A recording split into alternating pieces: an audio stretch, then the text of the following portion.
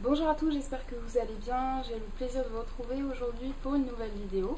Avant toute chose, je voulais vous remercier pour le chaleureux accueil que vous avez réservé à ma vidéo conseil lecture sur les livres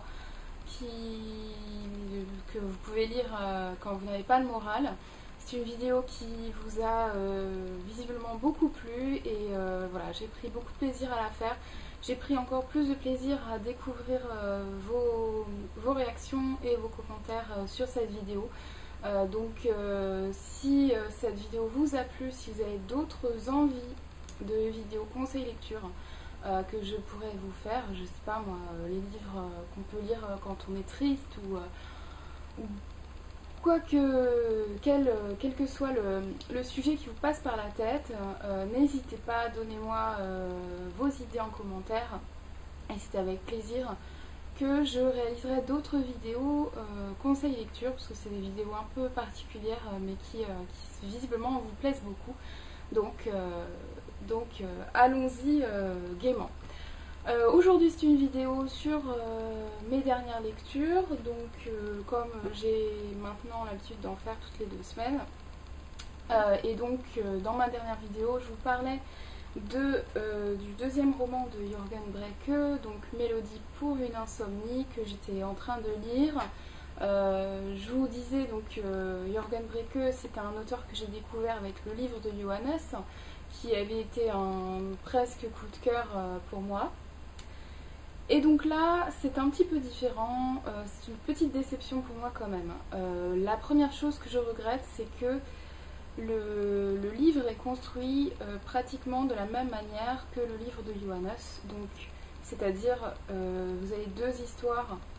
Une histoire qui se passe à l'époque actuelle, qui est vraiment une enquête policière, et une autre intrigue plus historique qui s'entremêle dans le livre.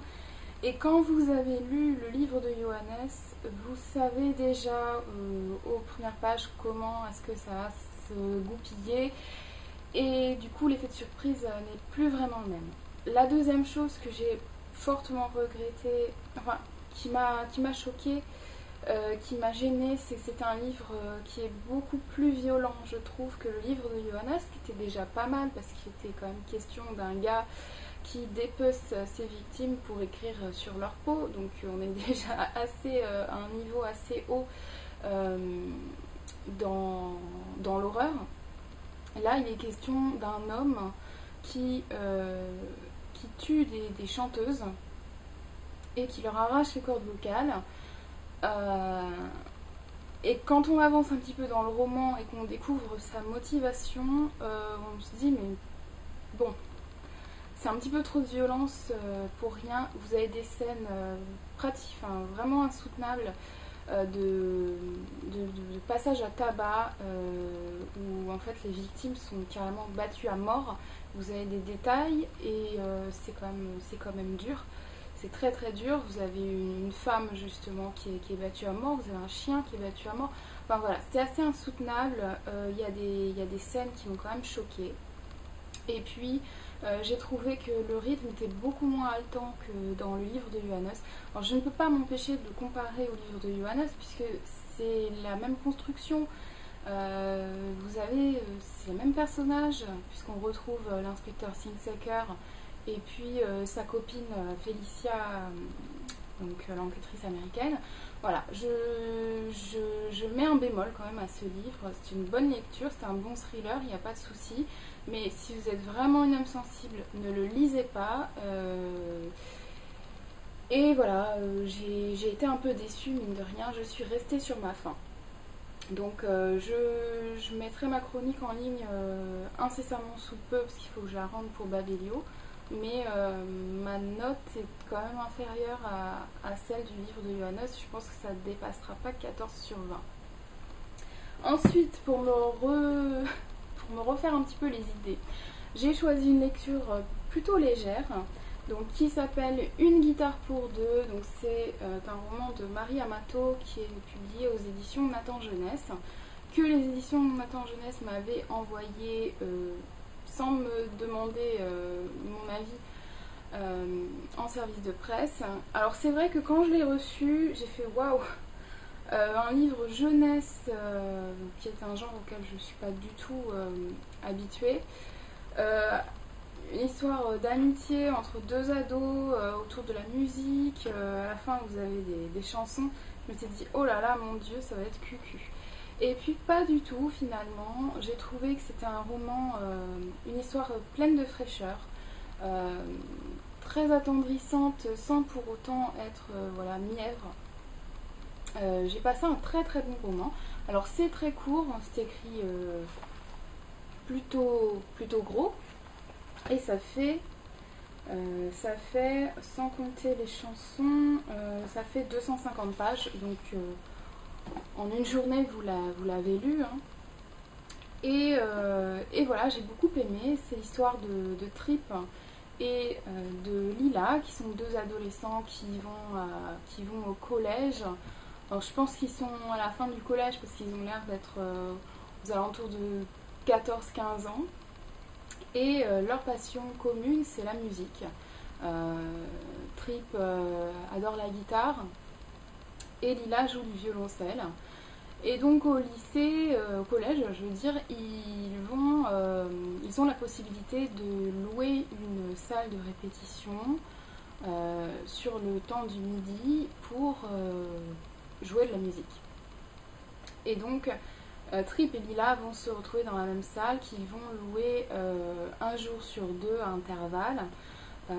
Et ils vont commencer, au début ils n'ont rien en commun, ils vont commencer à se jeter des petits mots à la figure, comme quoi, oui, tu pourrais ramasser tes épluchures de pommes, etc. Et au final, en s'échangeant des mots comme ça qui au début étaient un petit peu agressifs, ils vont se rendre compte qu'ils ont pas mal de choses en commun et ils vont devenir de très bons amis. Et ce qui est intéressant, c'est que c'est une petite réflexion aussi sur le fait d'être adolescent, sur la perception qu'on a de nos parents. C'est vrai que quand on a 14-15 ans, on ne voit pas forcément les choses de la même manière que quand on est adulte. Voilà, j'ai passé un très bon moment. Ça me conforte dans l'idée que la littérature jeunesse est vraiment un genre qu'il faut que je découvre plus en avant. Et pour les adolescents qui ont autour, je crois qu'ils disent à partir de 13 ans, je crois, sur le communiqué de presse. Voilà, si vous avez un ado qui ne sait pas trop quoi lire, vous pouvez lui mettre ça entre les mains, je pense que ça lui plaira. Ensuite, donc, j'ai enchaîné avec la lecture que j'ai terminée hier soir. Donc, il s'agit donc de Adieu de Jacques Expert. Donc, c'est dans la sélection du livre de poche, j'arrête de dire donc. Et alors, c'est un livre qui m'a scotché. C'est un thriller policier où la frontière est assez ténue entre les deux genres, surtout dans ce bouquin-là. C'est un livre qui m'a littéralement happée. C'est le mot happée, c'est-à-dire que je l'ai commencé il y a 3 ou 4 jours et je n'ai pas pu m'en détacher avant d'en avoir lu le moindre mot. Alors c'est l'histoire du commissaire Hervé Langelier qui en 2001 donc, enquête sur une série de massacres qui ont lieu en région parisienne. À un mois d'intervalle, vous avez des familles entières qui sont massacrées. La femme est retrouvée égorgée dans le salon, les enfants étouffés dans leur lit et le père a disparu. Vous avez 3 ou 4 familles qui sont comme ça massacrées à un mois d'intervalle en 2001. Le commissaire Langelier est mis sur l'enquête et il y a la certitude dès le premier meurtre que le coupable est l'un des pères qui a disparu. Et donc il va soutenir mordicus cette hypothèse jusqu'à se mettre à dos toute sa hiérarchie et se faire retirer l'enquête. Il va malgré tout continuer, il va être mis dans un placard, et il va continuer malgré tout à poursuivre son enquête pour découvrir la vérité. Et donc tout le livre, c'est un... Alors la première partie correspond à la première centaine de pages à peu près. C'est une exposition en fait des faits. On vous raconte comment se déroulent les meurtres du premier jusqu'au dernier, comment l'enquête policière est menée, etc. Et ensuite, vous revenez en fait en 2010, 10 ans plus tard, le commissaire Langelier part à la retraite, on lui organise un pot de départ, et pour son pot de départ, il décide de raconter dans le détail comment il a mené son enquête sur cette affaire qui lui a fait perdre son honneur, sa famille, ses enfants, sa femme, etc. Tout. Il a tout perdu. Et donc, ce livre, Adieu, c'est un monologue en fait du commissaire Langelier qui va expliquer jour par jour, détail après détail, comment il a mené son enquête pour retrouver l'assassin de ce quadruple massacre. Et c'est haletant. J'ai été happée par cette histoire. La fin est inimaginable. Chapeau à l'auteur. C'est super bien écrit. Alors la première partie est écrite de manière assez... j'ai l'impression que l'auteur a voulu traduire dans son style la confusion qui règne dans la police pendant l'enquête. C'est assez difficile à lire au début, mais après ça passe tout seul et je peux vous assurer que l'histoire est tellement prenante que vous engloutissez les pages. Bon, par contre, c'est un petit peu...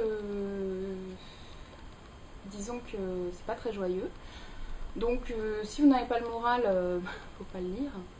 Et puis voilà. Mais sinon, j'ai trouvé que c'était très très bien. Et je peux vous assurer que le choix, mon vote en fait, que je dois rendre aujourd'hui ou demain, entre les deux livres que j'ai reçus, donc pour le prix des lecteurs du livre de poche, va être cornélien. Parce que entre La Baronne Noire à 5 heures de Frédéric Lenormand et puis ça va être très très dur de choisir. Je me demande si je vais pas faire plouf plouf parce que ça va vraiment très très dur. Bon, non, je rigole, j'ai déjà ma petite idée, mais c'est pour vous dire que c'est un roman qui est très surprenant et une enquête très très bien ficelée.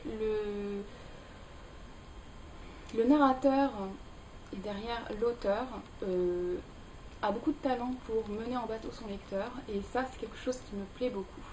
Voilà. Et puis donc ensuite, en ce moment,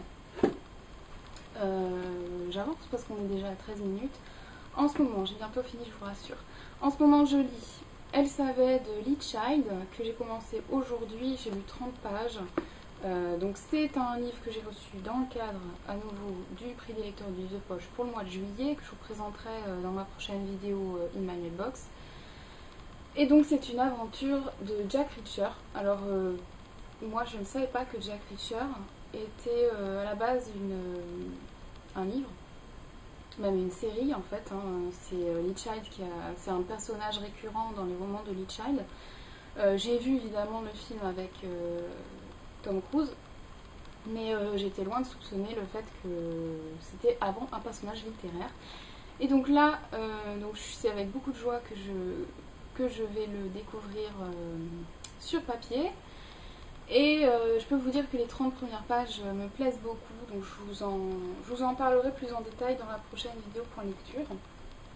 Et puis ce que je dirai ensuite, si j'y arrive, si le timing est bon, je lirai Misery donc de Stephen King, que j'ai programmé dans le cadre du challenge Livre à deux pour pas l'addict que je fais ce trimestre-ci avec ma copine Mademoiselle Bresse, qui a choisi pour moi Misery de Stephen King, qui est un livre que j'ai envie de lire depuis très très très longtemps et donc je vais enfin sauter le pas. Le seul truc qui me rebute un peu, c'est que là en édition livre de poche, il fait 390 pages, mais il est écrit ultra petit. Et ça me rebute un petit peu, mais bon, il paraît que l'histoire vaut vraiment le coup, donc Donc je vais me lancer. Voilà, c'est tout. J'espère que cette vidéo vous a plu. J'espère que vous êtes arrivés jusqu'au bout, vous ne vous êtes pas assoupi entre temps. N'hésitez pas à commenter cette vidéo, à me poser vos questions si vous en avez. Et quant à moi, je vous retrouve très bientôt dans la prochaine vidéo. Ciao!